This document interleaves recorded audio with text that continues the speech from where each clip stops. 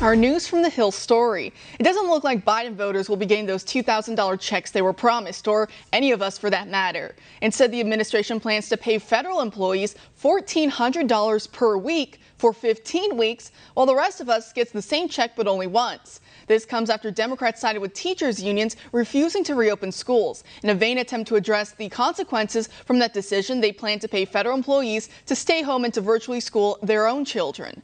Totaling about $1.9 trillion so far, the COVID relief package only dedicates about 9% of the allocated money to actual COVID relief.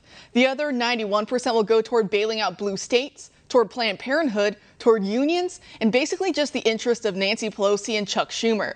As it currently stands, the bill dedicates about $112 million to Nancy Pelosi's Silicon Valley Tunnel, about $15 million to Chuck Schumer's bridge in Canada, or $1.5 million, I should say, $350 billion to blue state bailouts, and an additional $86 billion to failed union pensions. Republicans made exasperated efforts to adjust the bill to fit the needs of the people, but of the 286 proposed amendments, only 2 were actually accepted by Democrats. With me now to discuss the implications of this bill is Executive Vice President at the National Taxpayers Union, Brandon Arnold. Thanks for being here tonight, Brandon. Thanks for having me.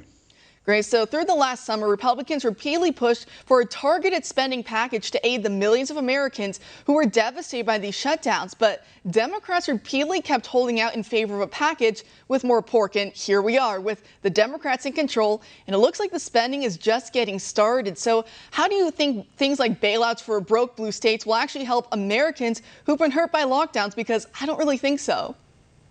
Well, it won't. And here's the problem. Republicans and Democrats have worked together over the past year or so in order to address these needs. They've appropriated $4 trillion to address the COVID problem and are willing to continue to do so in a bipartisan fashion. Unfortunately, Democrats are just taking the ball and running with it, and we have a lousy $1.9 trillion package here.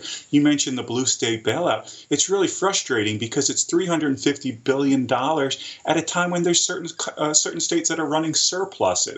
California has about a $15 billion budget surplus right now, and we're going to send them tens of billions of dollars that are, of course, financed through borrowing, through money that's eventually going to have to pay back by our children, our grandchildren, and so forth. So it just doesn't make sense. If they could work together on a bipartisan basis, they could actually address some real needs instead of these lavish blue state bailouts, as you called them, which I think is quite accurate, and giving money to states that actually don't need that money right now. Well, that would be logical, and we're talking about Washington, D.C. here, and everything's about politics, not so much about the logic part. But you argue that the goal here isn't simply to expand and repair our system of highways and roads, for example, because we see a lot of infrastructure mixed in with this bill, but it's actually an attempt to completely overhaul the economy. Talk to me a little bit about that angle as well. Yeah, I think the threat here is that there's going to be some long-term policy that's baked into this cake. There's an expansion of the Obamacare, premium tax credits, and health insurance, money that could flow to taxpayers that are making $300,000, $400,000, even $500,000 a year. So that's completely inappropriate in a bill like this, which is supposed to be targeted to those who need it most. And of course, once those are passed, they're going to be extended in future pieces of legislation. You can almost bank on that. Same thing with the expansion of the child tax credit.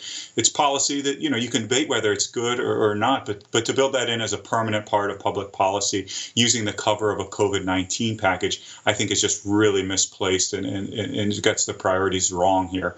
And then looking forward, what we're hearing is that this $1.9 trillion package isn't the end of it. They're talking about an infrastructure bill, and that's what's really concerning, because that could be another $4 trillion in more spending. Might contain tax increases, might contain things like labor union handouts, and a complete rewrite of some of our laws pertaining to workers that I think would really slow down economic growth and make our recovery much, much more difficult. And to that point, some of the things that we're seeing floated here, in addition to raising some taxes, is perhaps a $15 minimum federal wage. We're seeing talks about that. We're seeing plans to, in fact, nullify some of these right-to-work laws in some of these states as well. I don't see how that could help us come out of this economic slump caused by the COVID-19 pandemic. It seems like it would only prolong some of our financial and economic worries right now. Yeah, that's absolutely right. When you talk about the right to work laws that have been passed in more than half of our states, we've seen tons of jobs moving from foreign countries to states like Tennessee and Alabama and South Carolina, factories, plants, great middle-class jobs that have helped those states tremendously with stronger economies and better quality of living.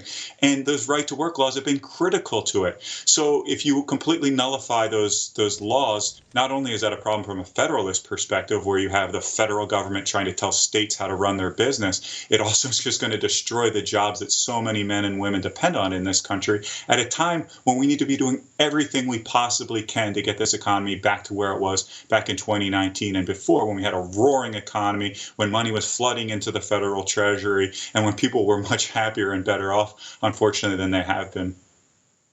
And so here we're talking about perhaps up to $2 trillion and perhaps up to $4 trillion.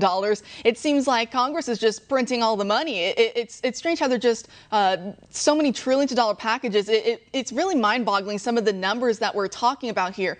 Are we spending ourselves into oblivion in many ways? I know our national debt is around $27 trillion as it stands right now. What does that mean for Americans sitting at home watching right now, having that much debt on our shoulders?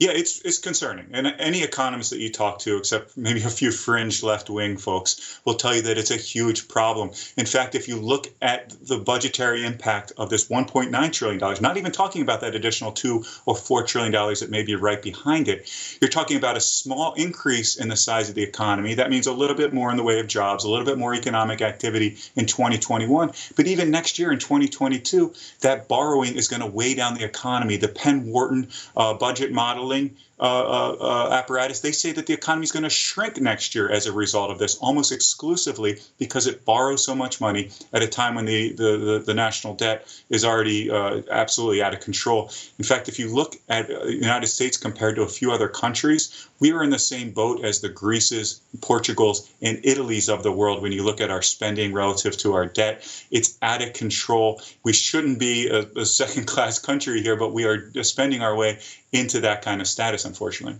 That is very concerning statistics that you lay out there, Brandon. Thank you so much for joining us tonight, for breaking it all down. Thanks so much. And on that note,